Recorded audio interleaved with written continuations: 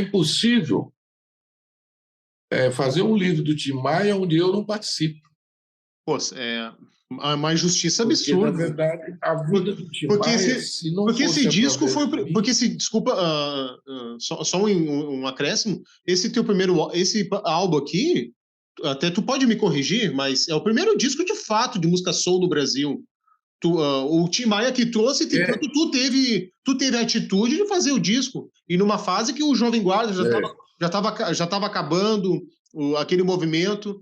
O Roberto Carlos também estava querendo ensaiar alguma parte de soul, mas de fato tu fez o primeiro disco de música soul no Brasil, correto, Eduardo? Você está corretíssimo. E, na verdade, isso aqui no Brasil não se fala nada disso, mas na enciclopédia americana, que fala do soul, ele cita isso aí como eu sou precursor do soul no Brasil. Está lá, não fui eu que contei história, nem nada.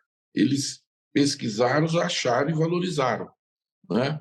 Sim. Então, naturalmente que essa parceria, eu com o Tim Maia, nós fizemos a música soul no Brasil. Isso ninguém pode contestar, não tem como. Né?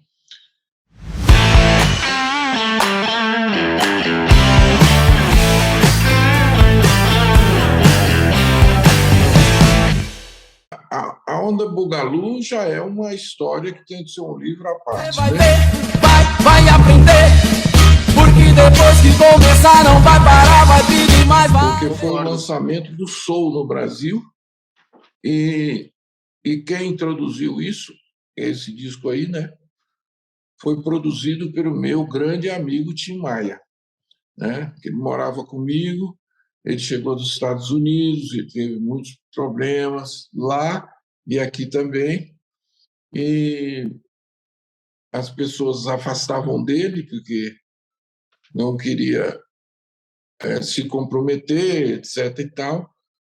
E eu fui uma das pessoas que tive coragem de ajudar o Tim e estar junto com ele.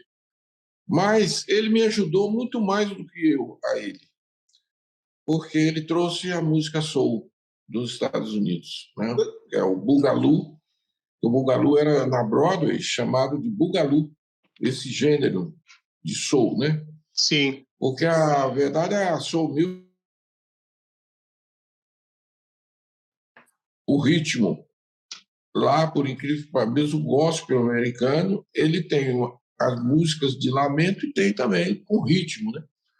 E aí foi se criado uma subdivisão musical que bateria, contrabaixo, todo, e começou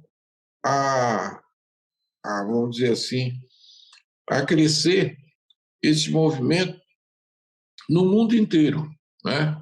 Pelo estilo totalmente diferente. E aqui no Brasil, o Tim produziu esse disco para mim. Por sinal, ele canta comigo algumas músicas aí, fazendo a segunda voz. Até tem uma regravação, acho muito bonita, que você interpreta a música Você, né? Que depois se tornou um sucesso ainda maior, ainda com a voz do Tim Maia, né? Exatamente. Essa música é criação minha e composição do Tim. No álbum, o Bugalu, ele fez todas as versões das músicas, são músicas de sucesso na época, que fazia sucesso já nos Estados Unidos, da música soul. E aí ele falou: vou compor uma música para você. E para a Silvinha. Eu e a Silvinha tínhamos a gente estava com um problema de família, a família dela não queria o nosso namoro, etc. e tal. E nós ficamos um tempo afastados. E o Tim acompanhou aquilo tudo. Então, essa música, o Tim fez. Aqui o Tim Maia, uma foto aqui. Para mim e para a Silvinha. Só que ele fez a música e a letra não. E aí nós fomos gravando, ensaiando todas as músicas, ensaiando, e eu todo dia falava com ele: Tim, e a letra da música? Foi meu quarto, uma letra aqui só para você entrar no swing, né? Como é que é? Você não lava este pé Este seu chulé, muito fedorento, bem. Que bárbaro. Era só, é só swing, só swing. E aí, quando o disco estava quase tudo pronto, precisava. Aí eu falei, Tim, como é que vamos fazer? Então, temos que completar. Né? Passou a noite inteira fazendo, foi de manhãzinha, ele me acordou e cantou a música para mim. De repente a dor de esperar terminou e o amor veio enfim. Então tem uma história aí que é um verdadeiro fake news, que o Tim Maia ficou com o gravador correndo atrás do Roberto para mostrar essa música e que o Roberto não quis gravar. Isso não é verdade. Essa música foi feita para mim. O Tim nunca correu atrás de ninguém, porque ele era um cara que não saía atrás de ninguém. Ele fez seu próprio chão, né? É. E outra coisa, ele não precisava de ninguém, porque ele tinha um cara que tinha um programa de televisão, líder de audiência na televisão, Excelsior, televisão que era considerada uma Globo na época. Sim. E o Tim era contratado desse programa, tinha um cachê muito bom, mensal, para o trabalho dele. A gente fazia show pelo Brasil, junto com uma banda espetacular, que é a banda que nós criamos na época, uma banda de soul music, com os melhores músicos de São Paulo. E não tinha por onde ele ficar correndo atrás de ninguém. Aí inventaram essa história aí num livro que foi escrito aí pelo Nelson Motta, e não fui ouvido nesse livro, não me falaram nada, não me entrevistaram, né? O pessoal sempre teve alguma coisa que eu não sabia o que era, mas que me isolavam sempre, né? Então, é impossível fazer um livro do Tim Maia onde eu não participo. Pô, é uma injustiça Porque, absurda. na verdade, a vida do Tim Maia, se não porque fosse esse disco foi... através de mim... Porque desculpa, só um acréscimo, esse teu primeiro... Esse álbum aqui, até tu pode me corrigir, mas é o primeiro disco, de fato, de música soul no Brasil. O Tim Maia que trouxe, tu teve a atitude de fazer o disco. E numa fase que o Jovem Guarda já estava acabando aquele movimento. O Roberto Carlos também estava querendo ensaiar alguma parte de soul, mas, de fato, tu fez o primeiro disco de música soul no Brasil, correto, Eduardo? Você está corretíssimo. E, na verdade, isso aqui no Brasil não se fala nada disso, mas na enciclopédia americana, que fala do soul, ele cita isso aí como eu sou precursor do soul no Brasil. Está lá, não fui eu que contei a história, nem nada. Eles pesquisaram, acharam e valorizaram. Né? Sim. Então, naturalmente que essa parceria, eu com o Tim Maia, nós fizemos a música soul no Brasil. Isso ninguém pode contestar, não tem como. Né? Você pega pessoas aí como o Mike Sullivan, por exemplo, que me acompanhou o tempo todo, e ele sabe da história inteirinha, pode contar, ele pode contar. Né? E é por aí. Eu acho que eu não quero nada para mim, mas não queria também que de uma coisa que eu participei tanto, que me esforcei tanto para fazer, que eu fosse deixado de lado, entendeu? Sim. Não gostaria mesmo. A gravadora recebeu com bons ouvidos quando você fez essa sonoridade? Ou tu teve uma afronta com o pessoal da época? Não. Nós levamos para a gravadora o que eu queria fazer e a gravadora achou, pessoal de vendas, não, isso não vai dar certo, isso foram tudo contra. Mas aí eu tinha um presidente, que era o senhor Oswaldo Guzoni, era o presidente da Odeon e era um homem respeitado. Ele falou, espera aí,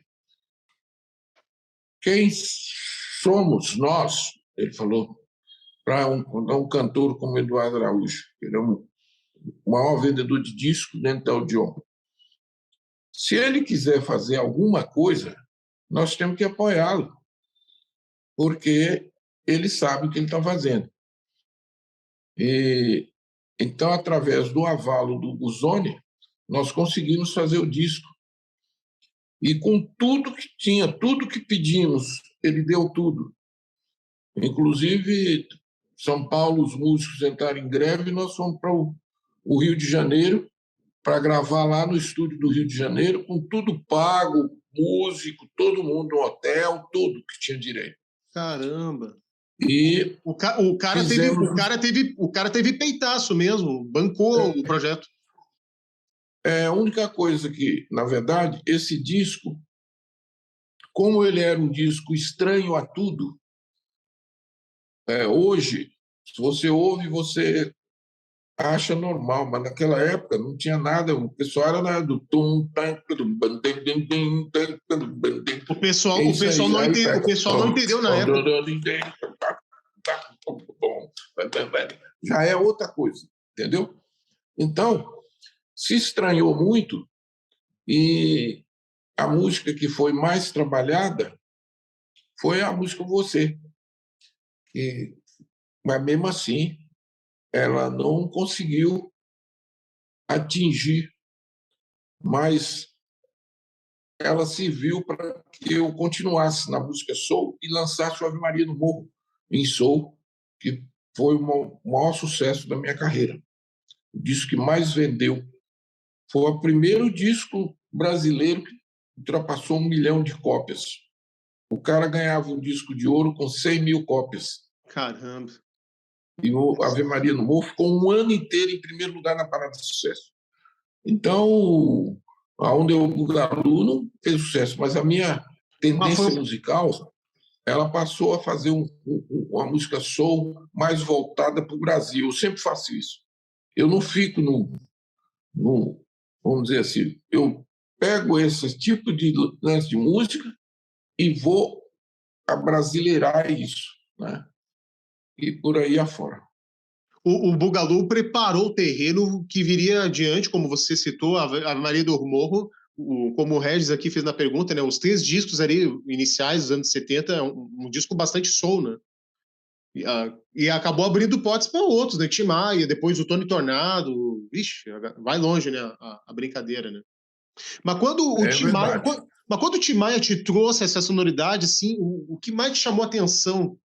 O que te impactou ali? Falei, caramba, que ritmo é esse?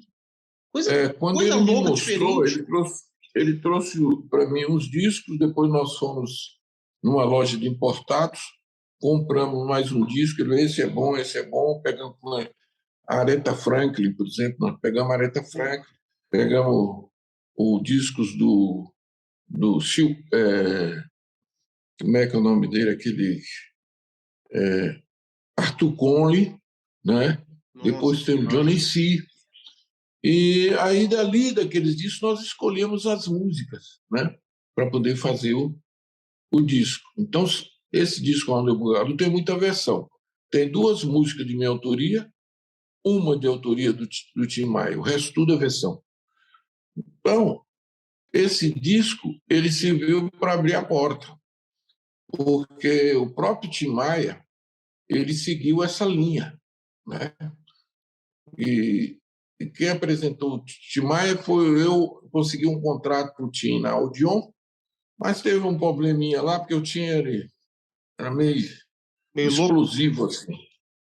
E ele foi receber o cachê lá do disco e criou um caso com o cara lá, o diretor artístico terminou rasgando o contrato dele. E depois eu consegui colocar ele na Philips. A Philips tinha aberto aqui em São Paulo um escritório e o Manuel Berembem era o diretor desse escritório, dessa gravadora. E eu apresentei o Tim Maia para ele.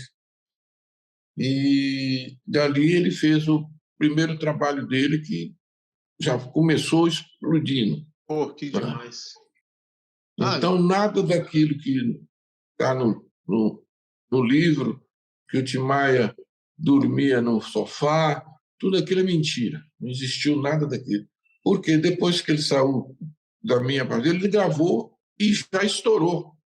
Eu fui no dia da estreia dele, no teatro, no Rio de Janeiro, Sim. lotado. Até o Boni, que era o presidente da Globo na época, estava lá assistindo o Tim Maia. Então, ele não teve nada que contaram naquele livro, nada daquilo. Que ele não ia nos shows, não ia nisso, naquilo, tudo bem, tem alguns shows que não ia. Agora pergunta se os caras pagavam ele, né? Ficava de pagar e não pagava, então ele falava, ó, se o dinheiro não chegar aqui, eu não vou. E foi isso que acontecia. Naquela época tinha muito malandro, né? Muito cara safado, que passava a mão no dinheiro e ó, tirava o time. E tu passou por isso também algumas vezes? Muito, muito, muito. Se eu te contar, você dá risada, cara. Não dá para citar evidentemente tudo, né? Mas aqui no livro, aqui, ó. Aliás, você de casa, se você ainda não tem, recomendo. Um livro muito autêntico, não tem chapa branca aqui, é na lata mesmo a história do Eduardo. E tu conta aqui algumas ladaias que tu passou aí, né? No Music Business. Olha, aí, né? esse livro, na verdade, ele não é uma biografia minha. Eu falo quando eu nasci, de onde eu sou e para onde eu vou.